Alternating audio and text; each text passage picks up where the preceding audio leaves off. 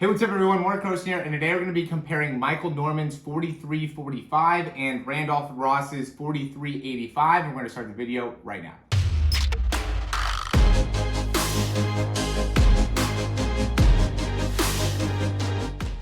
Okay, so these are two of the best 400-meter times in college track history, and so we have Randolph Ross here on the right, and we have Michael Norman here on the left, and we're just going to go ahead and kind of break down both these guys here. They're obviously going to be, and already are in ways, stars within the track and field community, and so just going in and looking a little bit deeper into some of their running techniques and just giving you a better understanding of what they're doing at the 400 level, I think will only help in being able to just better understand how to master that race and do a great job of really conquering that 400 meter, which is obviously one of the most difficult things to be able to run in track and field. So we're going to start here on the left with Michael Norman, and you can see with his foot contact here, we're hitting the ground at 17.63. Right, we just want to get an idea of what the foot contact time is. And he's off at about 17.73, so he's staying within that pretty quick foot contact time. We've gone over this before with the 400 meters. A lot of times what these guys have is really quick foot contact time or quick foot contact time, but are a little bit longer with their transition time or their swing phase, the amount of time spent off the ground. We have 27, we got 0.37 for Michael Norman, which isn't too long. A lot of guys are getting up into like closer to 0.4 when they're going through, and they're both 6'1", so I figure this would be a good thing to be able to compare for them, and I'm going to use both of their right legs as well. So we got 2.966 for Randolph here. And he might be a little bit longer there, but he's about at that same time, 0.1, maybe 0.11 at the longest. We're going to just go with the 0.1 within the foot contact time, and then swings back down and touches at 1.6.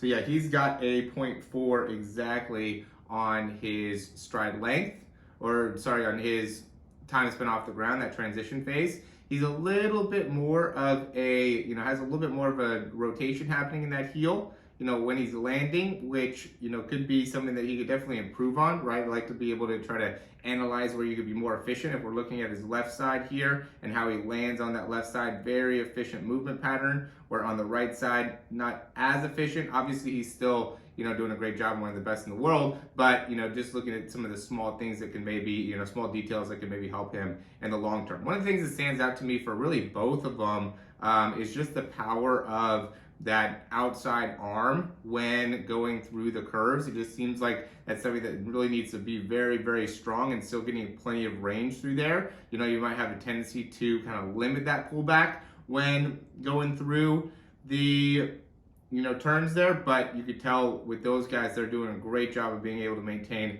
great arm position even through that last curve there. Now we're going to go to the end. Let's see.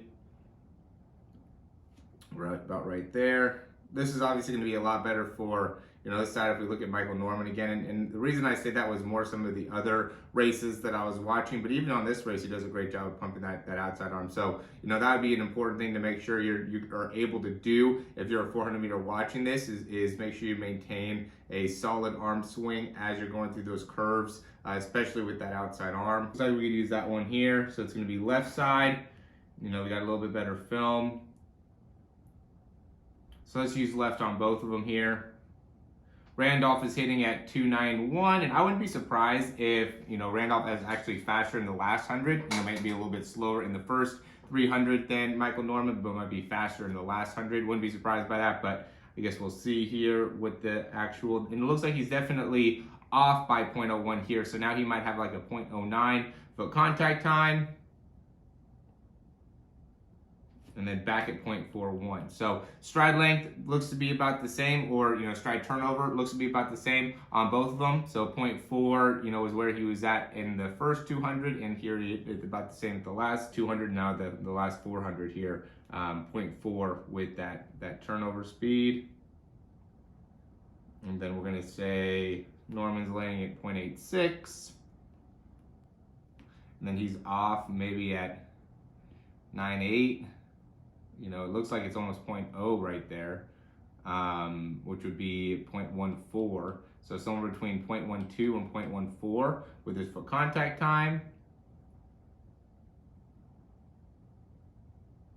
And then landing back down at 0.39, right? So he's maintaining a really fast leg cycle, right? So, I guess if it's a little bit higher in terms of his, the amount of time spent on the ground, 0.12, he's still maintaining a pretty fast foot turnover. So it's kind of a difference in, Randolph Ross, where he got a little bit faster on his foot contact time, but maintained the similar leg cycle, was still cycling the legs really quickly, where Michael Norman ended up getting a little bit longer foot contact time, 0.12 to even maybe 0.14, and then was able to still maintain a fairly fast turnover time, right? Because we said 0.4, maybe 0.41 in terms of the turnover time for Randolph Ross, where Michael Norman, even at the beginning, was at like a 0.37-ish, and now even at the end, he's coming in at still like 0.39. So he relies a lot more on having that really fast turnover, might spend a little bit more time on the ground, where, and what that'll end up doing, when you have a little bit longer foot contact time, it'll make it so you pick up more distance per step. And that's one of the things that does stand out with Michael Norman, is he does look like he's just picking up a ton of distance on each one of his steps. He has that really long kind of backswing going on with his legs, right? And that makes it so he's able to really generate a lot of force, and really looks like he's picking up a lot of distance per step. It's hard to really know for sure. Just, in order to do that, you have to really look into how many steps he took and when he took all those steps and everything like that. And I, just haven't gotten that level of these breakdowns yet. But, when we're looking at Randolph Ross, he's a little bit quicker with the foot contact time and doesn't have as much of a, doesn't look like he's eating up as much ground on each one of these steps, right? He's a little bit more of just like a pure, like almost like a sprinter, but is able to sprint for 400 meters because he just maintains this level of just consistency all the way through with his foot contact time, as well as with his turnover time. Where you see Michael Norman, he's a little bit more of a, gets it out in front and has a really great, first 200, and how much time he's able to, generate that turnover. And then when he gets to the end of the race, it becomes a lot more about how much distance can he pick up per step. So he kind of changes how he's running. At the beginning, he's a little bit shorter with his steps, a little bit faster with the turnover. And then as he gets to the end, he really starts to lengthen out that turnover, maybe to be able to finish, kind of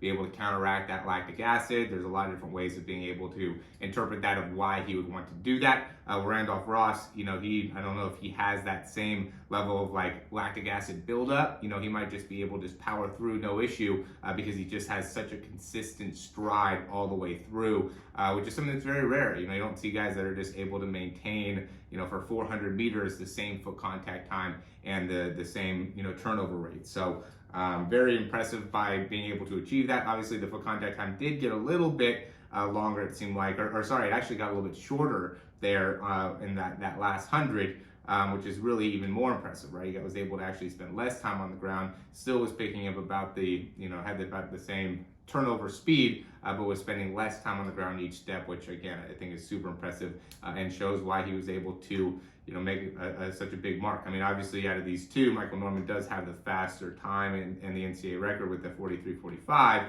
but still 43.85 is, not bad, and something that, I'm sure these two will be able to race each other in the very near future, and I'm sure that's going to be an amazing race when that actually happens. I will be watching for sure, and probably doing a breakdown shortly afterwards. So as always, guys, thanks for watching the video. Click that thumbs up down below if you like the information. Subscribe to the channel if you haven't already, and if you have any questions, comments, recommendations, go ahead and leave those down below. And big thing that I've been talking about a lot lately is going to be that custom programming, just because I really believe in it, and I really think that if you are able to commit to your overall growth, doing it through a custom program that is very cost effective, it's only $150 per month, I think we'll see huge results for you in terms of a program that's going to be set up specifically for the gains that you're looking to make within, whether it's your sprint, your jump, your throw, whatever the case may be. We're going to be able to program for that. And, it's going to be based off of what is the equipment that you have. Do you have access to a weight room? Do you have access to a field? When do you have access to the field? When are the best days to do all that? Do you have access to jumping boxes, and can we do jumps?